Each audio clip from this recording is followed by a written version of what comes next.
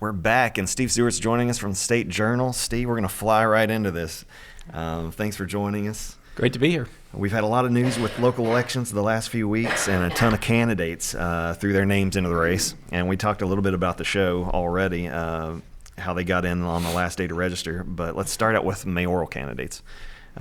Just tell us about them. Yeah, crowded field. One thing we know, there's going to be change, right? Yeah. I think we talked before about the incumbent mayor, longtime Mayor Bill May's decision not to run. So we know we'll have a new mayor starting in 2021. So a strong field of 5 candidates. Tommy Haynes, a well-known political figure here, former city commissioner, vice mayor, jumped in really early, middle of last year. Rodney Williams, local banker as well. The sort of last-minute surprise in the mayoral race was Lane Wilkerson, well-known downtown businessman, financial advisor, jumped in. Been hearing rumblings for several months that there was going to be a last-minute candidate who would jump in, who would be coming as sort of a change agent in the race. And I think Lane will fill that bill, so it's going to be quite fascinating. A couple of other political newcomers that folks are still learning about, Jason Keller and Stewart Perkins. I hear good things about Jason Keller. I've not met him yet, but a young man in his, I think, early to mid-30s, federal government employee who said to have good ideas and all. He'll have a major challenge in name recognition, though, in that field. And in local politics, name recognition is huge. It's not something you just get overnight or that you spend a little money and obtain, right? Yeah. So Tommy Haynes, Rodney Williams, Lane Wilkerson have a huge advantage in name recognition. It's going to be a fun race. Top 2 vote getters in May will advance to the general election. So. That's right. And you mentioned Mr. Keller is fairly young, and I think it's nice to see that some younger folks are getting into the race a little bit. You got to start somewhere. Absolutely. I think the cycle is encouraging to me, just the sheer number of candidates, 12 city commission candidates, 5 mayoral candidates. Choices are wonderful in a democracy. Absolutely. Too many seats are unopposed these days. And so anytime you get voters have choices, I see that as just a really healthy thing. Yeah. And our community will benefit from the dialogue that happens during this race. And Plant Board does a good job every year during local election cycles. And we're in some discussions about ways that the State Journal can partner with the Frankfort Plant Board to bring even more good election-related programming this year. So that voters cannot say that they're uninformed. That's right, yeah, because that's huge. Well, you mentioned the city commission race, that there are 12 people running for that. Some new names and some familiar. You want to give us a little bit of an update on those? What can we expect from that race? Gosh, that's tough to do in a few minutes with 12 candidates, right? So one thing we know is going to be change. Incumbents Scott Tippett and John Soward elected not to seek re-election.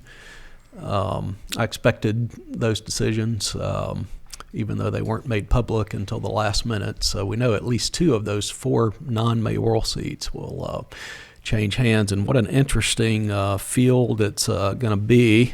Probably don't have time to touch on all 12. A few that jump out at me. Kyle Thompson is a familiar name. People who've been around Frankfort will remember a very spirited 2012 mayoral race. I do remember that. Between Kyle and Bill May. Yep. The gloves came off in that race, and so Kyle's entry into the city commission race, local attorney, he certainly comes in with name recognition and a guy who's sort of mixed it up in that political arena before.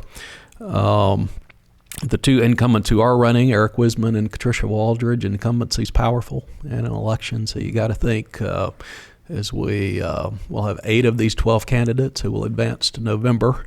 You always have to keep your eye on the 2 incumbents.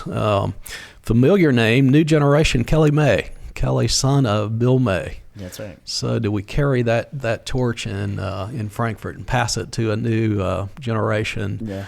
The May name is strong in Frankfort politics. So Kelly certainly goes into the race with some momentum.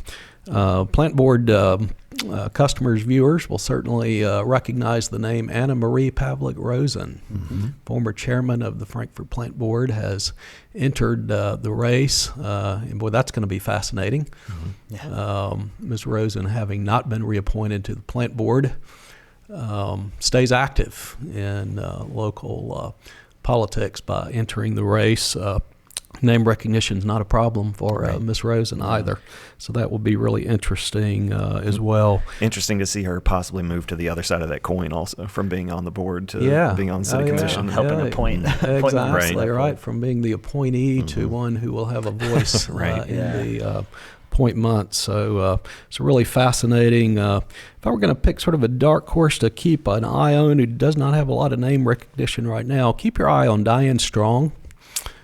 Diane, speaking of young people, relatively young person, relatively new to Frankfurt, but someone who comes in with a lot of energy. So I'm really interested in her candidacy. But I wouldn't know where to begin to predict how those eight seats will come out, because you could make a case for most any of the 12. Harry Carver, another name, well known in Frankfurt, real estate agent, very active downtown, serves on the Downtown Frankfurt Eat Board, really active as a volunteer at the Grand Theater. Harry will be a strong candidate as well. It's going to be a fun one to watch. Yeah, and you guys have a lot of articles highlighting each of these candidates, right, in the State Journal. We've been profiling each candidate. And have profiled most. I think we have a few to go, and that includes not just our municipal candidates. We've got a special election for Franklin County Jailer due to Rick Rogers' retirement. And then we have legislative seats that are on the ballot, and those could get overshadowed a little bit in a year where we've got city elections and a presidential election this year as well, but very important seats. Julian Carroll, former governor, longtime senator, is retiring. So you've got his seat, pretty crowded field there. And Derek Graham, longtime state representative, has an opponent on the Republican side. And then Joe Gravis, who's seeking Julian Carroll's seat with Julian's endorsement, opens up a House seat as well. So yeah, we'll be, I think we've profiled probably 3/4 of all those candidates so far. So it's been a busy couple of weeks. And then we're going to head into some real issue-oriented coverage. We're going to do something new this year in the city races. We're going to do a question of the week. And we're going to ask each of the 17 candidates, 12 city commission candidates and 5 mayoral candidates, a question every week, and let them have, I think, up to 200 words to answer. And we're going to print their responses verbatim. And these questions are going to get pretty specific and, in some cases, pretty tough. Yeah. So these candidates are going to get well vetted. Of course, they could choose not to answer them, I suppose. But we would say very prominently in the newspaper that they refuse to answer, right? So, so I'm really looking forward to it. I think it's going to be fun, and I think we owe that.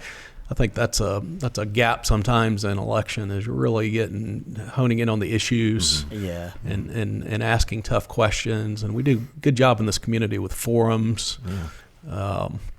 The plant board is an active partner with the chamber on candidate forums. It's just really difficult in a forum setting where you've got a dozen people on a stage trying to let everybody have their say on every question. Yeah. You end up with 30-second answers. It's just not conducive to getting really in depth. And so I think the newspaper has a role there. And we're going to work really hard to play that so that every voter goes into May fully educated.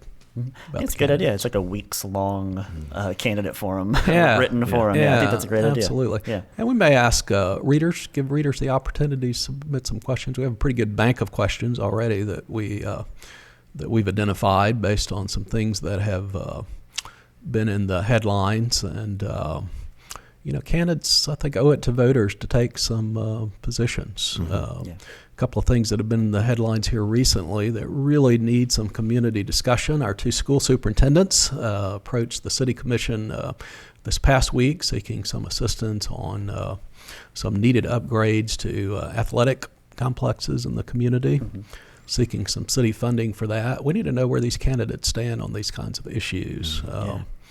The need for a new animal shelter in the community is something that's been tossed around for 5 or 6 years now. It needs a resolution.